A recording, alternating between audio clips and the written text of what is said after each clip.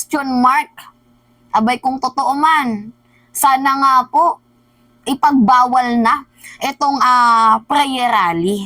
So ngayon nga po guys, nagsalita na po itong ating mambabatas, si Representative Suarez. Ang sabi niya, wala daw pong magandang naidudulot itong prayer rally na isinasagawa ng iilang grupo.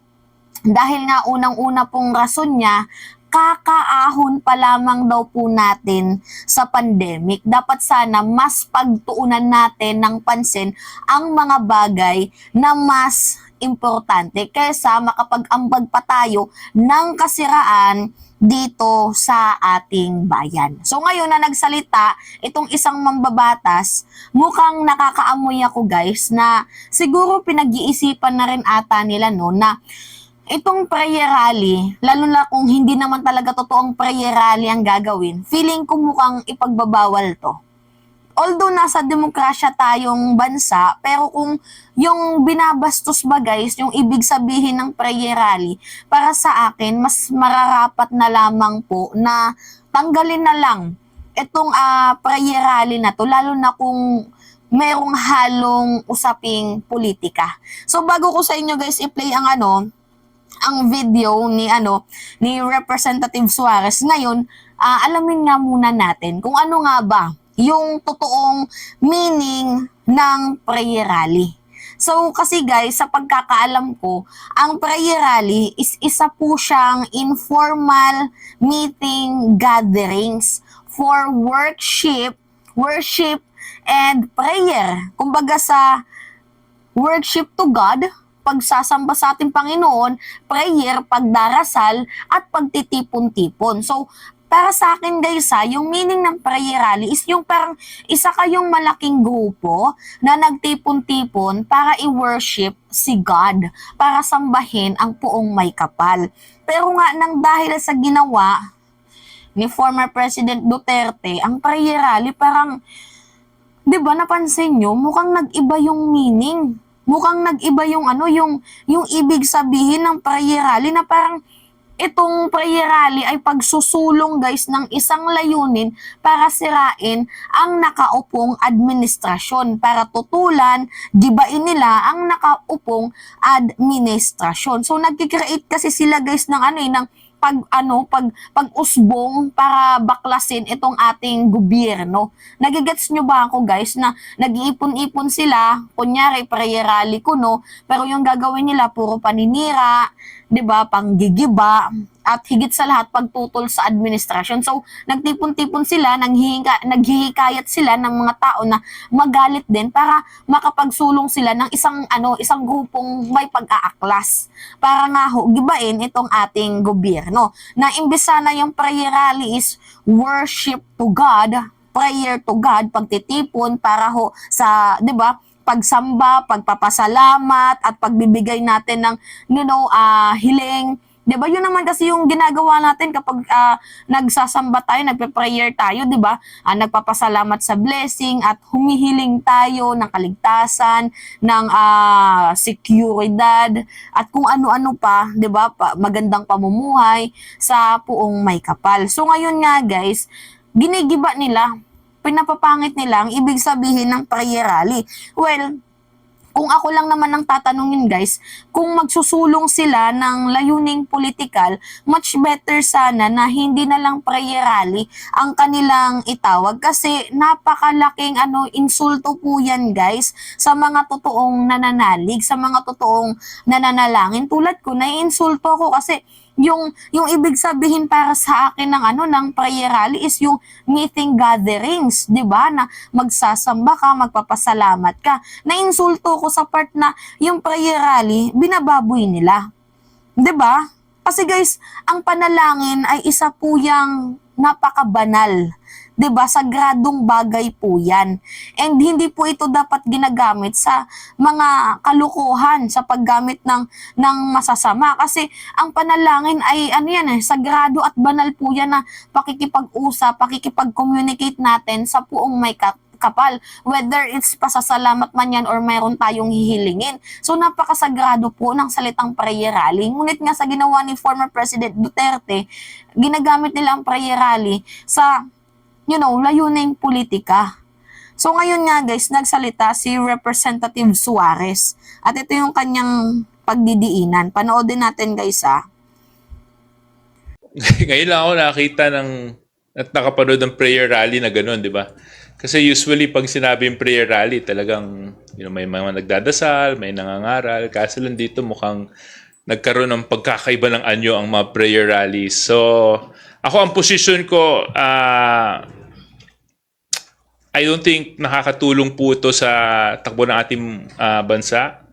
Ang nais po natin ipakita, stability within the country, and having noise such as this is not helpful, especially we're on track towards recovery from a pandemic.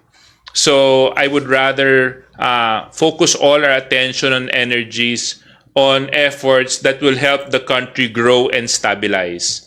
So sana hindi na madagdagan ito dahil nakikita naman natin na wala naman talagang magandang naidudulot so far. So let's just focus on supporting the administration's objectives and continuing our legislative work so that we can continue to support unity within the country, and number two, of course, yung bagong Pilipinas na ipinaglalaban ng ating mahal na Pangulo. Okay. Narinig nyo naman, guys, na walang magandang naidudulot itong prayer rally. And yung nagsalita, take note guys representative mambabatas po yan. So, hindi ko lang sure, pero hoping na yung prayer rally, syempre para maging malinis na din yung ibig sabihin ng prayer rally, gumawa kayo ng batas na hindi pwedeng gamitin ng prayer rally sa politika. Kasi nga guys, ginagamit nila ang salitang prayer rally para makakuha sila guys ng tiwala sa publiko. Alam nyo naman guys, kung si Kibuloy nga, 'di ba? Kahit paulit-ulit na allegedly na may mera, madami pa ding nagsasamba, sumusuporta sa Kingdom of Jesus Christ dahil nga madaming tao ang nananalig at takot sa hukom ng Puong May Kapal. Well, kahit takot din naman ako sa hukom ng Puong May Kapal, kaya nga po ako guys, nagdarasal din po ako. Kahit nasabihin na, si Mimo, nagdarasal din ba yan yung ganyang itsura? Nagdarasal ako guys kasi takot ako sa sa paghukom ng Panginoong May Kapal. Lalo na kung, yung impyerno, marinig mo, nakakakilabot ng inuuod, walang katapusang kamatayan, napakainit, nakakatakot. Kaya nga guys, wag po nating babuyin ang salitang prayer rally kasi hindi na talaga bago kay former President Duterte na na gamitin niya itong itong ganitong klaseng pagtitipon, prayer rally para makakuha ng suporta kasi madaming mga mamamayang Pilipino ang nagdarasal, pero karamihan din sa mamamayang Pilipino hindi din alam yung ibig sabihin ng dasal. 'Di ba? Yung nagdadasal lang sila ng basta-basta. Hindi muna nila inalam na kapag magdasal dapat ganito. 'Di ba? Yung hindi ka magdidirekta na kunyari wala kang pagkain, Lord, bigyan mo ko ng pagkain. Tapos ang ginagawa mo, hindi ka naman pala kumikilos para magkaroon ka ng pagkain. So paano ka bibigyan ng pagkain kung wala kang 'di ba? Kung wala kang ginagawa. So, para mabigyan ka ng pagkain, nagdarasal ka, Lord, sana bigyan mo ko ng makakain sa araw na ito dahil wala po akong trabaho. 'Di ba? Tapos, ang ginawa mo, natulog ka lang buong maghapon, hindi ka man lang lumabas. Baka malay mo, merong gagamiting tao si Lord para sa'yo, para mabigyan ka ng pagkain. Kunyari, paglabas mo, bigla pa lang may mga LGUs na pumunta sa barangay ninyo at namigay ng mga ayuda. 'Di ba? Natulog ka lang buong maghapon. Paano ka nagkaroon ng makakain? So kapag magpe-pray din po tayo, guys, dapat alamin muna natin kung yung prayer natin ay tama ba. Kasi it's not about hingi.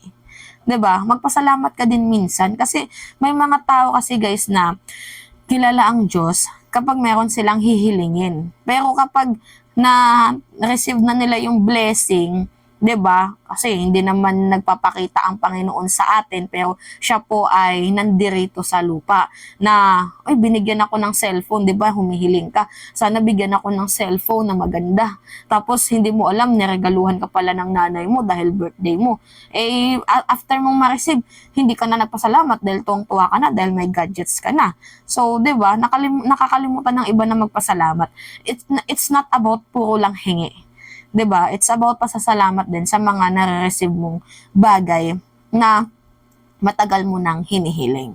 So ngayon nga guys, hoping sana na itong prayer rally na to ay tanggalin sa issue ng politika, kasi binababoy nila guys yung ibig sabihin ng prayer rally, which is nakakalungkot kasi 'di ba, prayer rally nga 'di ba, sagradong bagay ito, prayer, nagdarasal, 'di ba? Rally, pagtitipon. 'Di ba, kung rally lang pwede, nagtitipon kayo, ay may prayer eh. Kapag prayer, nagdarasal ka. Kapag rally, nagtitipon kayo. 'Di ba? Kapag pinagsama mo yan, 'di ba, mga nagtitipong nagdarasal na sumasamba sa ating Poong May Kapal. 'Di ba? So, ngayon, sana tanggalin na itong prayer rally sa usaping politika, kasi nga, nababastos ang sagrado at banal na pananalita. So ngayon guys, yun lamang po, at it's me again, si Mima Alicia nyo, at nagbabalik ulit para sa ating panibagong video. So anyway guys, maraming salamat po sa panonood ng aking video. Yun lang, bye-bye!